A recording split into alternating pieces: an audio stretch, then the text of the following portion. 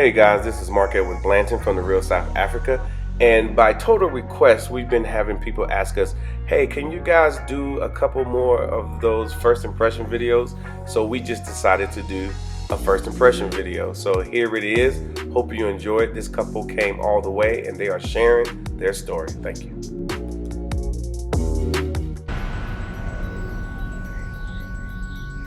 For those that are looking to relocate, we have a book you can purchase. Check it out on our website now.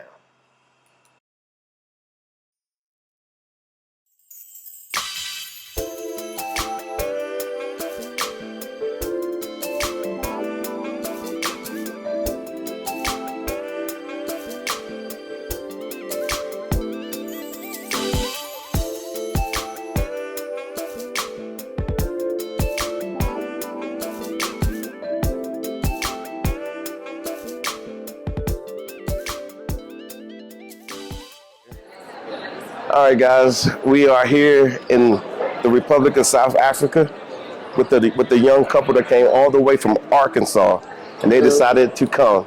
So I'm gonna let them introduce themselves. I'm gonna let them tell them who they are. So go for it. Tell them.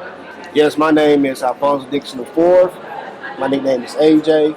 This is my beautiful, lovely wife, Andriana Renee Dixon. I find me a good thing here, people. Okay. We both from Arkansas, and we are both educators in the Southeast Arkansas town called Whitehall. And we have 3 children. London is 12, Gabby 7, Riley just turned 5 today. Okay. I just want to turn 5 today. Yeah. So it's her birthday, but hey, you know, it might be a good gift that we bring back to her, you know what I'm saying? Yeah. Am I missing anything besides? You left your people at home too, right? Like other people. I left my dad, my mom, sisters, brother, Yeah. and his mom, his dad, sisters, Okay. in-laws. Yeah. And so you guys came to find out about South Africa by yourselves. Yes. Okay. Okay. Now, I say by yourself because there were at some point people was like, "Hey, don't go to South Africa or don't go to Africa in general." Yes. That sounds about right? Yes. Okay. And so what were they saying? I have one family member. I'm not gonna call them out, but they know who. No need. But you know who you are. But man, I wouldn't go over there because of COVID, right? All this sickness going on. Not a good time in the country. Time went on. Heard about Omicron? Yeah. Okay. Time went on. Man, she was going on Russia and Ukraine. Had war going on. I forgot to mention this, but my exact answer was, "It's war all the time." Yeah. In the world, yeah.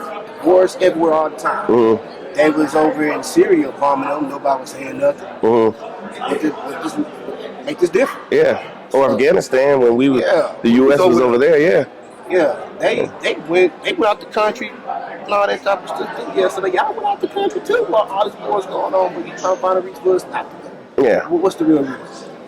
So, your father, what was his response? Just in general, Africans don't want you there. They don't want anything to do with us. You get there, you don't know what to expect. And I was just okay. So now you're here. And they don't want anything to do with you. It sounds about right? No, far from it. I feel like I can just say it. I feel like I'm at home. It's comfortable here. Everybody's nice.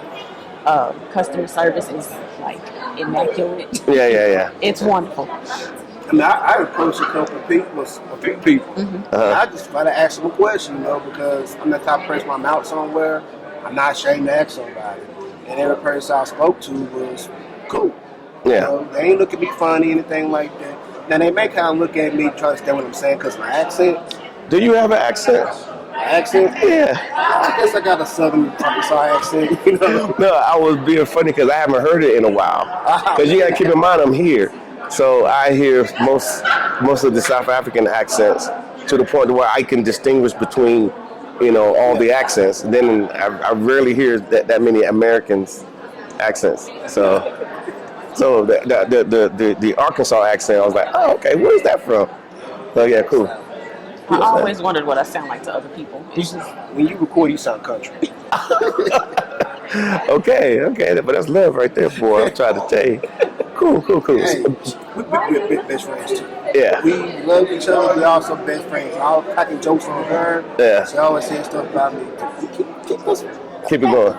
yeah. So most of the people here are going to be glad that you're here. The South Africans are happy that you're here, simply because you're back on the continent and whatnot. And they look at us and say, hey, no, they got taken away, and it's great that we get to come back on our own, and which you did. Yeah. See, here's one thing I always bother me.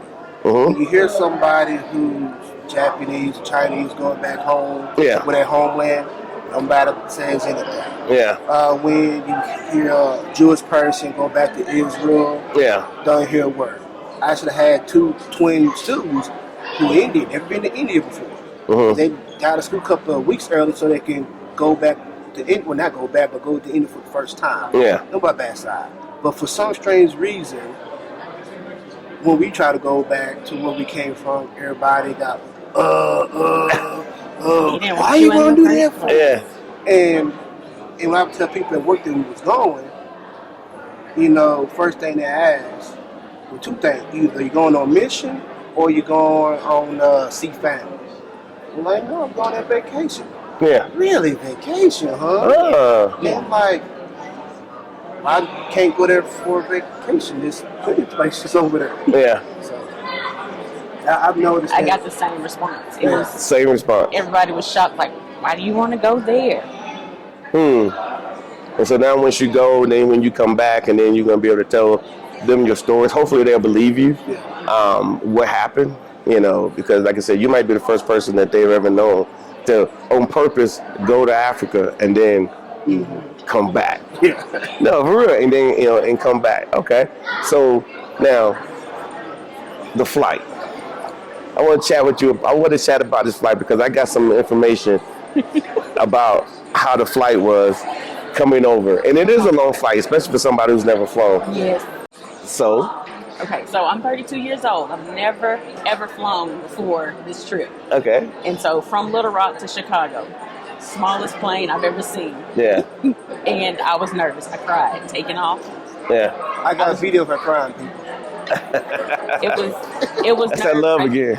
It was nerve-wracking to say the least. Then getting into Chicago. I've been to Chicago before, but never the airport. And so that was busy. I was anxious and everything. Excuse me. And then getting onto the flight from Chicago to Frankfurt. The longest flight ever. Luckily, it was at night. Yeah. No, I can remember we got on the flight at 4 o'clock, so we was up for a while before we went to sleep. Still out. Anyway. Okay.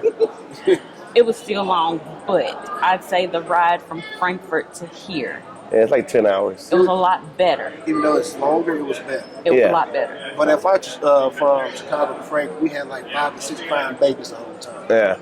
Yeah, oh my gosh. And so, but they fed you pretty good generally, right? It was decent. Yeah. I don't know what I expected from airplane food. I'm hearing, somebody like me, first time flying, I'm thinking peanuts is all I'm going to eat on the airplane. No. No, we gave you, I'm sure they gave you some peanuts. If you drink, they usually offer, free drinks and stuff like that. To make it worth your while, because it does get to be a little long. I generally, when I take that flight, I spend most of my time just kind of walking around on the plane because I can. I don't know if you knew that. You can just walk around on the plane, and I drink a little bit, sleep, watch a few movies, and by the time that's done, I'm where I'm at. So it works out. So okay, so it wasn't too bad. It wasn't too bad. Okay. I had to ask because there are those that are sitting there saying, "Man, I don't want to go because the flight," but you survived it. Yeah. I'm not gonna lie. Okay. Next time we do fly long distance like that, now domestically we'll do economy. But next time we fly long haul like that, business class. Yeah. I'm not gonna lie to you. I'm not a small dude. The leg room was okay. Yeah. So we got to do business class next time. Okay. Actually, we're trying to do it, but I being cheap at first, and then someone told me to go ahead and do it. Okay. And by that time, either it was full or the price was way too crazy. Yeah. Okay. Next time, make sure I get business class next time. All right. But eventually you arrived. How did you feel when you heard them say you're landing in Johannesburg, South Africa? Not South Carolina, but South I didn't know what to expect. Just somewhere new. I just didn't know what to expect. Yeah. For me, it's more sentimental for me because, like, I'm into history stuff like that. And like I was telling you, how other people from other cultures can go where they're from. Yeah. And people don't bat an eye, but when we try to do it, it's an issue. And you know, for me to actually go to a place where I'm indigenous from. Yeah. So this is how these people feel when they go back home. Yeah. Yeah. You know? And I would just, I can't explain. You felt more comfortable than before. Yes. Let's go with that. Let's go with that. You're like, man, I'm in Africa. You know, I always tell the story about our ancestors that went, you know, got taken to America, and I'm sure they all wanted to come back. Especially at least the first couple generations were like, man, if I can just get back home. And then you guys, I mean, that DNA exists in all of us, and then now they get to just now that DNA is back here for all those people, and you know us people. I'm going to say us South Africans, us people here in South Africa, and Africans in general understand what it means, you know, for your ancestors to be happy, you know, and so they know. Yeah. Yeah, I mean, you know, of course you tie back to home a little bit. That's where you grew up, where you're from. Because just like we have ancestors over here, we do have our ancestors who did die, went through everything. You know, I'm still fortunate to have my grandmother still alive. I was fortunate to have our former alive at one point. And how old my grandma is? 84. 84, 85? Oh, so I don't know. Yeah. Well, she up there. Close enough. Close up there. Yeah. And, you know, I'm not gonna lie to you. As a kid, I was very naive on stuff that they went through back then. You know, so I have more appreciation for our people. In general, you know, from stuff we went through in America and come back to here. To where we came from. So. Cool. So then you get here, we put you in cars. Yeah. You know, make sure that you're good to go, and then we bring you to somewhere where you can get some rest. So how was that? I think I asked you earlier, but it's okay here where you are. You're safe. Yeah. Okay. You know, because, you know, they don't have stuff like this here in Africa. You know that, right? No. I think I think everybody mud huts, horses, camels. Yeah. Sleep on the trees, I heard. Yeah. People walking around in the nude. Yeah. Barefooted. Yeah. But everybody's dressed pretty nice, I guess. Yeah. It's just normal. Yeah. I mean, guys, just so you know, they got Nike stores here, H&M, you know. Anything that you pretty much want to buy from America, a lot of stuff I saw here. A lot. Yeah. And then, what you'll find out over time is that, you know, they do have their own South African brands, and of course they have the U.S. brand, so they have both. So when you're in the U.S. and you go to the little mall that you go to in the U.S., you only see U.S. brands, but here you're going to see those brands, and then so they have a lot of variety here and whatnot. So it's not bad. It's not a bad life. Not a bad life. So again, I'm gonna ask you. So, what brought you to South Africa? Alright.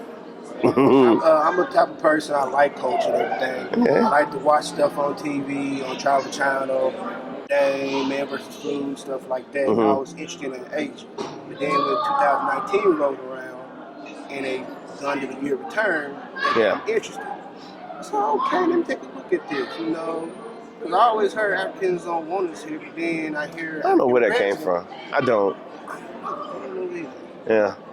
But then her African president from Ghana, I can't remember his name, but called for us to come back. Okay, let me look into it and see what it's about. Yeah. And then as time went on, you know, I first heard about y'all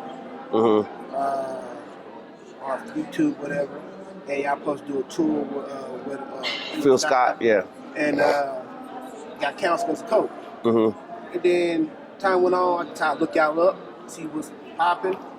Oh, okay, it was pretty nice. And that kind of made me decide to choose South Africa to go first because, you know, everything was nice over there. Yeah, I mean, it is what it is. Yeah. I think they do a lot of they make a lot of effort to keep us from coming down here. They do. They put, because I'm going to ask you some of the easiest questions possible. So, besides what we have put out, what have you heard about South Africa, like just in space? Space. Well, the very first thing I heard growing up was the movie The Color Friendship. The Disney movie, I heard about that. Disney movie? Yeah, Color Friendship. It's just two girls, young black girl, her dad was a congressman or whatever, and they was going against apartheid in South Africa. And a South African girl who was coming over for foreign exchange. Foreign exchange. Yeah. And she come in, damn, white girl. And they, you know, there was, you know, Culture, Sade would give on and all that.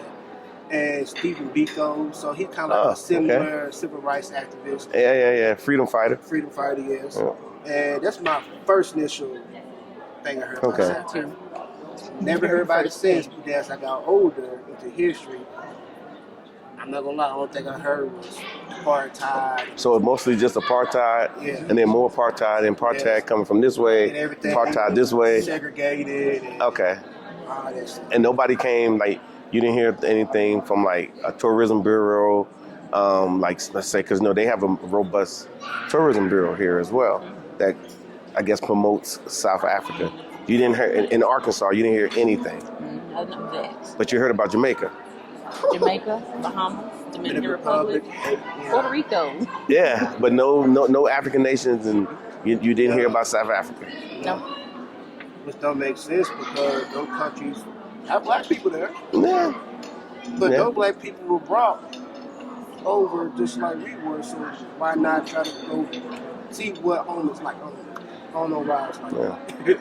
No, the reason I asked you that, because I know, in my time in the U.S., I never heard now I'm in the tourism space here, and I'm hearing about all the efforts to show, African Americans what's going on here in South Africa in reference to, like marketing, so people will come. And I say, I've never seen not one thing in a magazine, not nothing on TV, not nothing on the internet, before the internet. I've never seen anything. And so you guys are basically saying the same thing. Yeah. The only thing I heard about from South Africa was that 400 runner, the guy with the legs. Yeah. He ended up killing somebody, going to jail. Yeah, something like that. That's the only thing I heard about South Africa. Yeah. So it's kind of hard to even find out what South Africa is unless you come on a visit. But then it's almost like a blind jump. Yeah, you gotta. Yeah. But I'm glad you guys saw our content and saw what is, because when we came here, we like, wow, all this is going on, and I know that my people don't know anything about this. Like from the East Coast to the West Coast, we don't know anything about it. They know what you just said, apartheid, and we used to get a lot of calls, people saying, well, what about apartheid? I'm like, it's over. It's stopped some time ago. But that's all I keep hearing. That's all I know. See, to me, here's the big difference. I finally got over it. Segregation, Jim Crow. Yeah. We wouldn't have minority. Yeah. At least over here, at the apartheid, at least we the majority at least. Yeah, it matters a little bit. I'm going to say a little bit. But you guys being educators, you guys are going to realize up close and personal, because we know how your tours should pretty much pan out. That our history, they're no different than us. They're going through the same things. Their history is very parallel to ours. And once you start seeing the facts and figures, you're going to be like, I didn't know this. It's bigger than we even know. And so I think with us coming together, and just a little grassroots movement of coming to South Africa, seeing it, and going back, telling one other person, who may or may not believe you, but then you go tell somebody else, and then you come back and then you start, forming your relationship with South Africa, which is, Africa is our ancestral home, so that's why I feel comfortable here, and that's why you feel comfortable here, because you told me earlier. Yes, it's just like it's normal. I'm not looking over my shoulder like, dang, I'm the only one. It's like, it's a lot of me here. All right, sissy, as they would call you, they would walk up to you and say, hey, sissy, and just start talking to you. And you'd be like, because you said somebody start talking to you. Today at the mall, a lady just walked up to me trying to figure out what happened with the situation. And I was like, oh, I'm sorry, I'm not from here. Yeah. And she just moved on to the next person. She's like, oh, I'm so sorry. And she just walked on we don't live no different for the most part. That's true. Yeah. So did y'all have, before we get off, do you have any questions of me that you wanna ask? Because obviously this is all new to you guys. Hopefully we'll get a chance later on once you spend some more time, because then you're gonna be like, your whole thing's gonna be a little different. Trust me. I think that's hit me already. Because it's hit you already? Yeah, I'm like, how can I get here? How can I bring my kids here? And I didn't want to come, but now I'm here. Yes, people see that want to come at first. One thing people learn about very blunt, I told my wife, you ain't coming, I'm coming by myself. Mm-hmm. So, but the question I have for you is, what thing that really, really hit it home for you to realize, like, okay, I can do this. This is the place I need to be. This is my calling. Mm-hmm. So what was that clarity moment you had? This is my calling. I need to be done. Okay, I will add to what I said the very first time. When I came here in 2010, I was Vice President Joe Biden was here, so I had to be here. So I get here and I'm meeting all these wonderful black people. It was crazy. And I'm like, this doesn't make any sense. I mean, I'm in D.C. all the time. D.C. supposed to have all these black people, not like this. Not like this. And we were just doing the most, and I made a lot of friends. And I just started feeling it. I just started feeling it, and I started feeling it. And then you get filled up, and you're like, I've never been like this before, ever. You go to a festival in the States, and then you leave, and you're like, man, it was cool, but now I got to go back. So, but it just got bigger and bigger until it was time for me to leave. And so here we are. We're, my old job, we bring our own cars and we bring our own planes. So we just drive our cars on the plane, strap them down, and we go. And normally I got my seat up front because that's where I sit, But I was in the back, and then the brothers, they were still there on the tarmac. And so I had like some rands left. I didn't know if I was coming. I didn't know I was coming back. I didn't know I was going to live here. So I said, hey, man, y'all take this. And, they was like, bro, and it was so cool. And then for a moment, man, I shed a tear because I felt like they were taking me away. Like they was like literally taking me away. And I was like, that was a little much. It was traumatic. So then the next year, well, I don't think it was even a year, I kept coming back and forth. And I started realizing that I was more comfortable as a black man here in South Africa or Africa than I ever was where I came from. And all the places I've been throughout the world, living overseas in Europe and all that, I felt more comfortable here. So I was like, there's no need to keep messing around. So to add to that, I've got to add to this part because it's important. So then I brought my mom, and she was, at the time, she was like 63, 64. And she saw this, and then she told me, she said, Mark, if you can make it back there, I think you should go. And I was like, okay. So here I am. And I'm here, and then now my siblings are doing what they can to get here on a full-time basis. They're of age now where they're retiring and moving on. But they realize it too, that this place has a lot going on for black people. In general, like not a special program, the special program, it's just the normal thing. Especially, being African American, you can do some things on this side. I mean, you guys are educators. You know, I know you mentioned earlier about, you know, the black schools in Arkansas. Is, go ahead. You want to mention it? I'm gonna tell you what they said. They said they said that they don't fund these schools. These schools are torn down and raggedy and whatnot, and they're not going to fund these schools. But that's where all the black kids got to go. So now they're already being put at a disadvantage when they can come here at some point and be in the advantage. And you need that. You need that. So. Yeah. I mean, that's true, because, you know, typically the black school would be the last place you apply because of the lack of resource and funding, and, pay, support, everything. Yeah. So it'll be great to find a place where all the things could be met. Yeah.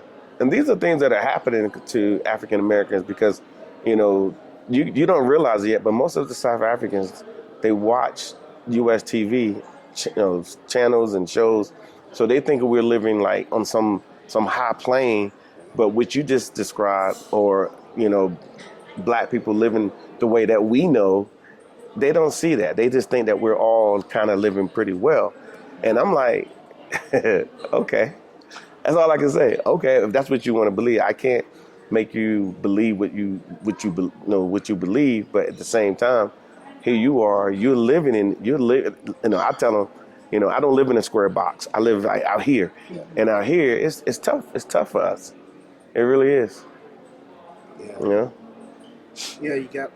I have a friend out here, real close to him, white dude, and you know, when we first met, when you see him, you wouldn't think he'd be friend because we look totally polar opposite, right? And we got to talk a couple of times. We watched each other, but then we saw we were cool with each other. So me and him like this. And one thing that kind of hit me is when he said he noticed that I talk to people differently. Code switching. That's code switching. I'm like, man, the way I talk, I'm comfortable with you, so I can pretty much talk to you how I want to. Yeah. But when other folks come around, dude, I can't be who I am with dreads. Just talk what they deem as proper. Well, yeah, what's not proper. Yeah. So, and I have to make myself appealing to some people to make them feel comfortable. yeah. But those, that's not a thing here. Unfortunately, it's just. Oh, unfortunately, it's not a thing. Just, and that was another part to your question, is that I get to feel comfortable every single day, and a lot of us on our side in the States don't realize it doesn't matter how far you go up the chain, because I feel like, you know, we went up the chain somewhat. I felt uncomfortable then, actually just more uncomfortable. You just be like, because when you're around your people, you might not have nothing, but at least you feel comfortable around your people. You know, here, everybody's your people. That lady, that's your people right there that's walking by. That's your people. You ain't got to worry about it.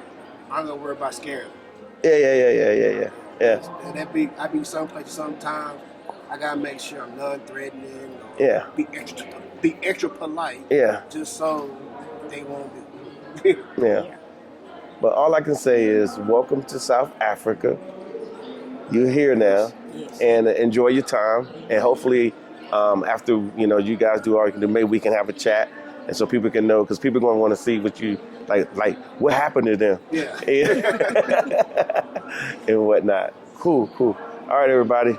We will see you later. Peace. Bye-bye. That was easy.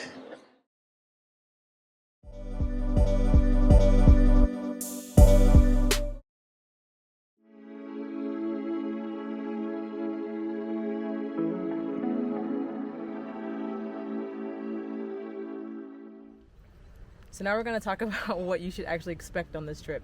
What you should expect is what the Real South Africa always deliver, which is luxury, couture, and lifestyle, which is going to be part of the whole experience. So you're going to go, obviously, to go and see the homes, but when you get picked up from the airport on those beautiful buses, you're going to get bused to your 5-star location. From there, you're going to have access to amenities that you've never had before, nice restaurants, things to do, right at your front door. After all of that, you're going to have the opportunity to go to a 5-star game lodge as well, and you'll be there for a couple of days, and that's all going to be included in your package. So let's talk about those package prices. So per person sharing, the price is $4,000, and if you're a person that wants a room to yourself, likes a little privacy, the cost is going to be $5,150. So if you have any other questions about that, you know how to reach us, info@therealsouthafrica.com, and we do look forward to seeing you here in sunny South Africa.